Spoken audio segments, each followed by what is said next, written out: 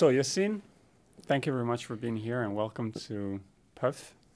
We're very happy to have your film in our competition. It's an honor, both for artistic reasons and for the content. And during this informal chat, I would like to talk mostly about the content because the film will be available to the public in cinemas and hopefully not only in festivals. So when I first watched the film during the selection process, I thought it was very interesting how you decided to tackle a very difficult and complicated topic, and you did it in a very brave way.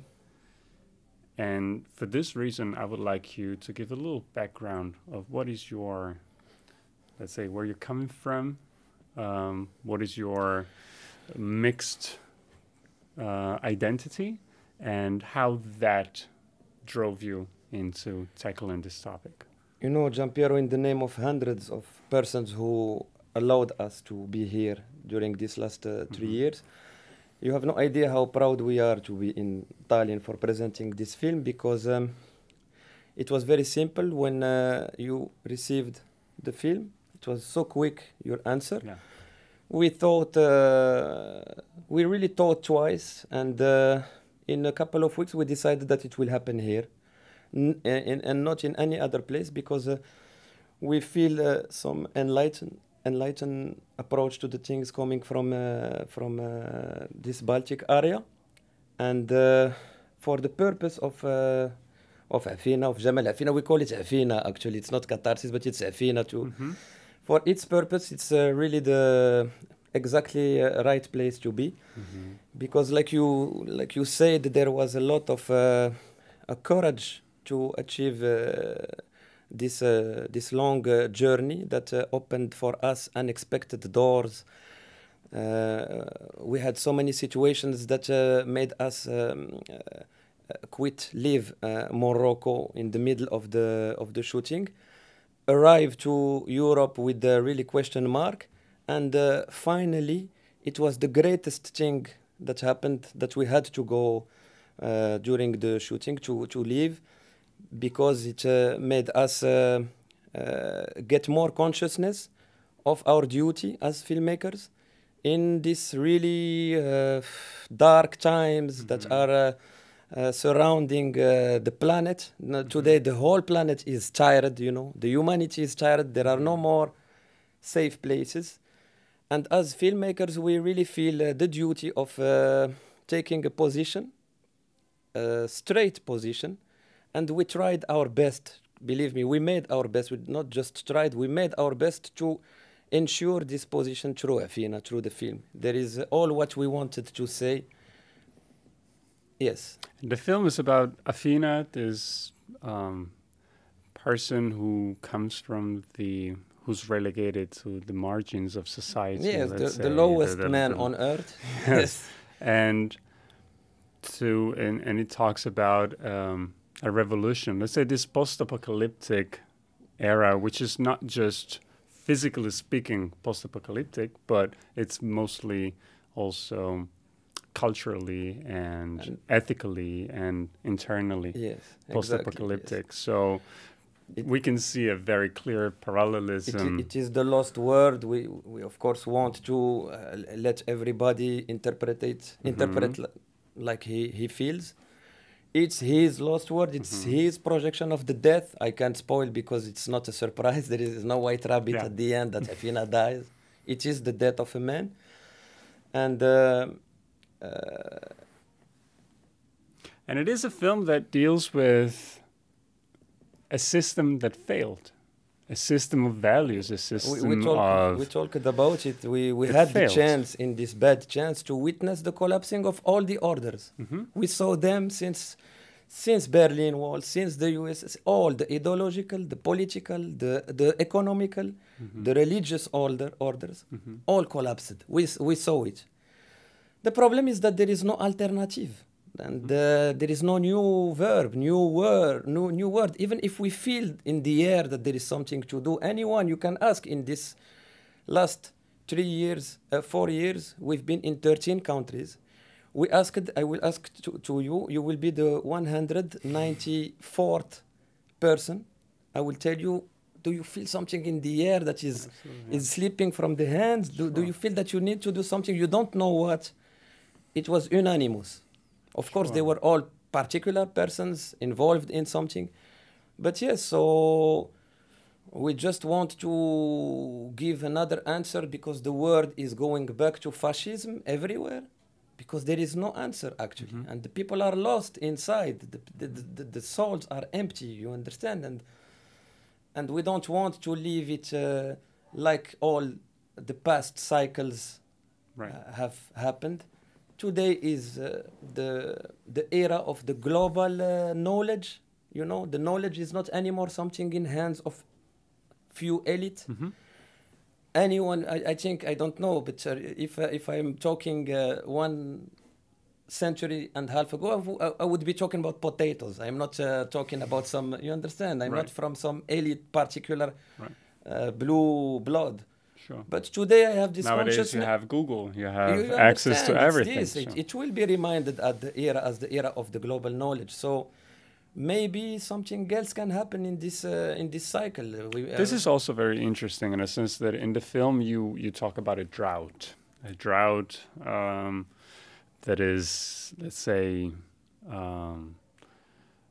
meteorologically speaking, or as a weather. But like a projection of the man's heart, because the man's heart is totally dry, so it doesn't rain. Right. So.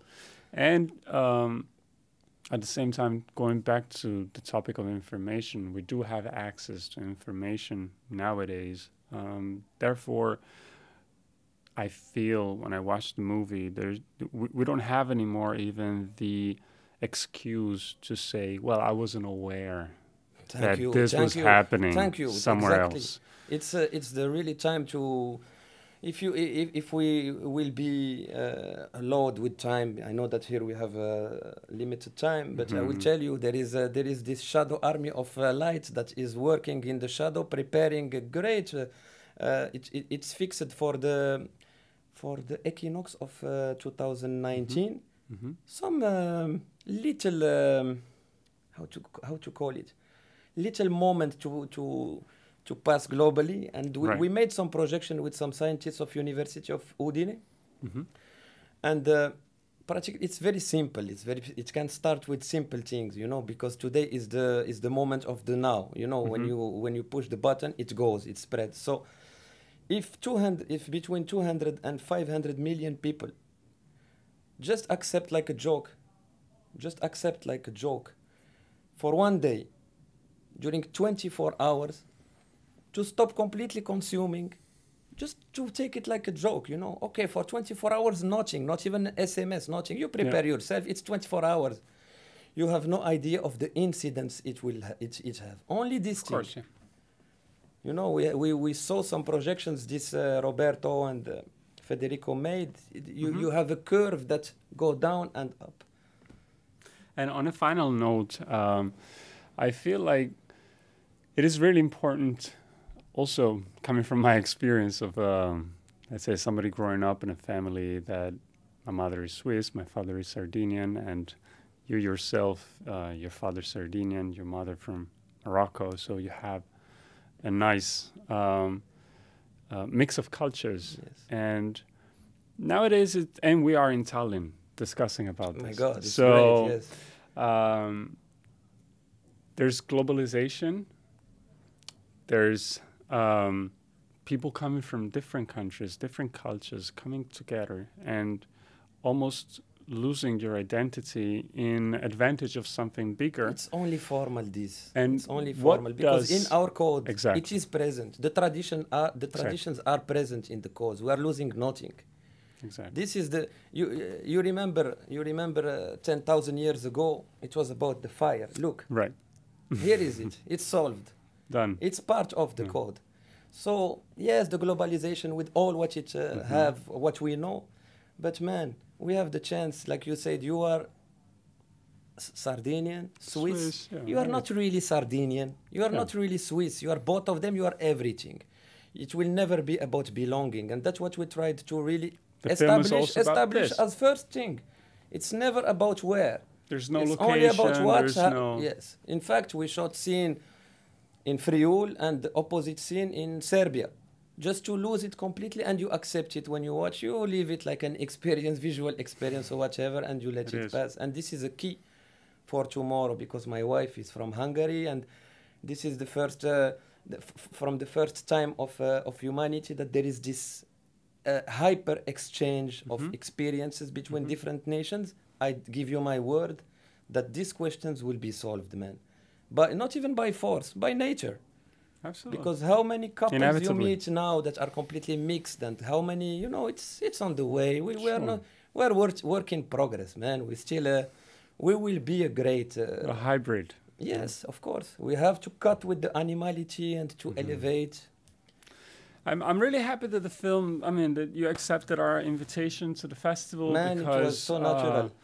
To me, it's always a pleasure when we can have films that not only are great from a, let's say, cinematic point of view, yes, I understand, from a visual standpoint, but that really matter, and that we can really put them out there in the international market. It's happening in 2018, because it's 50 years after 68, which was a great revolution. They didn't have the social. That's what limited maybe the wave, you know. But they established the individuality of the human, you know. It changed, and we are happy. You know, in May 68, Truffaut and Godard, they entered in the second day of Cannes. They said stop. Not the first day, they let it start, and they entered the second day, and they stopped the Festival of Cannes. My God, absolutely. There were people with the... I'm looking forward also to the feedback from the public. I really encourage everybody to go and watch the film, because I think that this is a film that's been in the making for a few years already, and it might be considered to be not documentaristic, let's say, in terms of style, but it's scarily accurate in the description of today's society. Well, usually when somebody says, oh, post-apocalyptic, it's sci-fi. Yes, and it's whereas trendy, and it's coming everywhere. This case is really factual and actual. So I really have one word for Mr. Edvinas Pushkas. You know, he wrote the greatest recensione. Yeah, there's a synopsis on the catalog. Yes, man, he really put the finger on it, and it was great to read what I would not write so good, you know? Absolutely. Really. And the synopsis is available on the website, on the page of the PÖFF.ee. And there's also a trailer of the film, so people can go and check it out right before the screening to decide whether they are ready to start the journey. And once again, thank you so much for being here and for giving us your film. Frankly. All right. Merci beaucoup.